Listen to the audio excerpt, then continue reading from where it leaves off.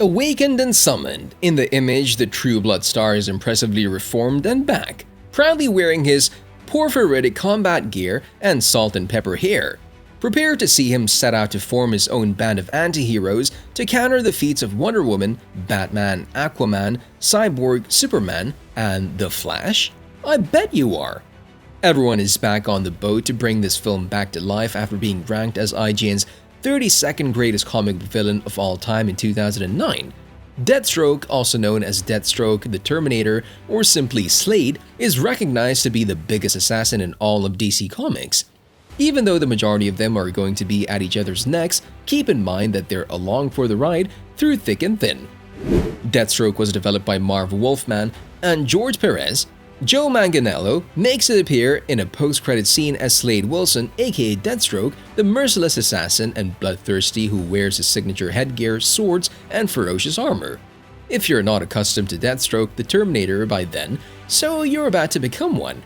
This baddie is poised to become a huge player in the DCEU in the coming years, not to mention his previous high cameos in DC Comics, TV shows, and game consoles. Everything's coming up Slade Wilson right now.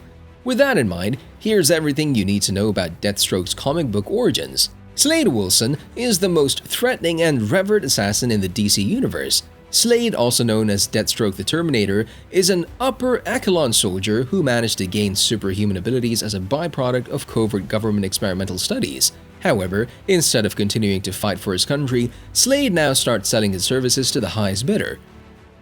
And then all his clients know that even with one eye, Deathstroke never misses his mark. How great is that? Slade Wilson was 16 years old when he initially enlisted in the United States Army, having lied about his age. He was designated to Camp Washington after serving in Korea and being promoted to the position of major. In the early 1960s, he met Captain Adelaide Kane, who's been given the task of training young troops in new battle tactics in anticipation of brewing troubles taking place in Vietnam. Kane was astonished at just how skilled Slade was and how instantly he assimilated to advanced conventions of warfare. Sometime down the line, Slade volunteered for a lab experiment intended to stimulate his adrenal gland in the hopes of boosting a soldier's ability to resist truth serums. The experiment did not turn out as assumed, and Slade fell into a coma. When he regained consciousness, he discovered that he was now able to use 90% of his intellectual capacity, and so that his power, durability, and agility had doubled to near superhuman peaks. He applied for a reassignment with the Army but was turned down. Despite the fact that his condition had been stabilized, distress had taken hold of him and he was distraught to help his country. Unable to further his career in the military, Slade turned towards one of the world's deadliest and most highly sought-after assassins, Deathstroke the Terminator. Did you also happen to know that his first appearance was in the New Teen Titans issue number 2 back in 1980, where he had popped up as a bounty hunter and hitman? To enjoy a burst of lore, smash that like button if you haven't done so already. Now, how did he manage to get entangled with them? Slade has a long and storied history as an enemy of the Teen Titans, starting when his second son Jericho had become an early Titans nemesis called the Ravager, who has been physically amplified to satiate an agreement to kill or capture the Teen Titans. Slade was sentenced to be tried for his crimes, but the trial was deliberately sabotaged by Beast Boy so as to allow him to decapitate Slade himself, believing Slade was mainly accountable for Terra's betrayal of the Titans, where it was disclosed that member of the Team Terra had always been actually a mole collaborating for Slade, feeding him the intel he required in order to systematically deconstruct the team one by one. It was confirmed that Grant had already been imbued by the utterly corrupt spirits of Azarath, who were utilizing him to encapsulate the Titans and make them into physical hosts in order to remain alive. During the transfer process, Grant's true self re-emerged, fleetingly, having to beg his father to kill him. To spare his son any further suffering and save the residual Titans, Slade was forced to drive a sword through Jericho's heart, ostensibly having killed him.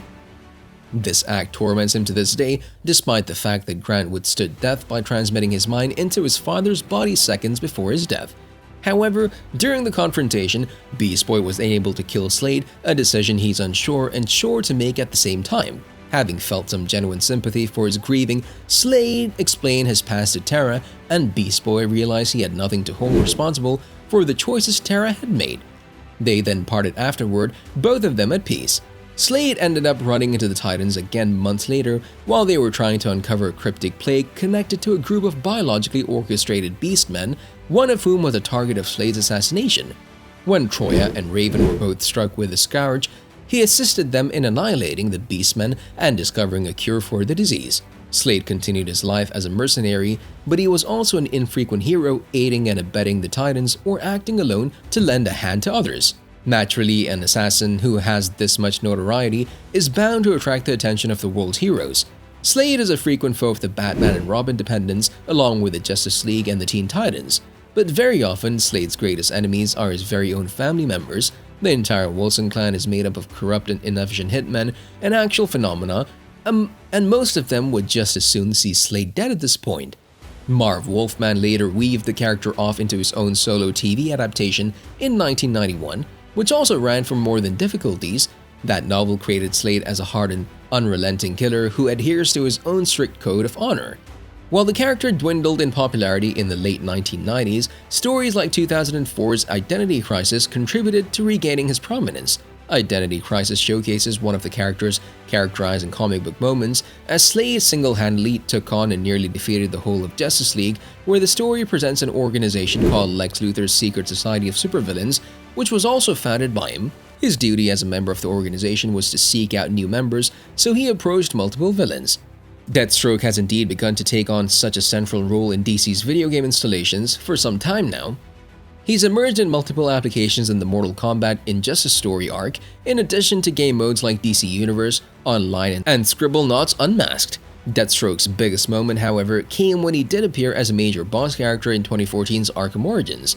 Deathstroke also eventually made his first live-action cinematic impression during the post-credits scene in Justice League, played by Joe Manganiello.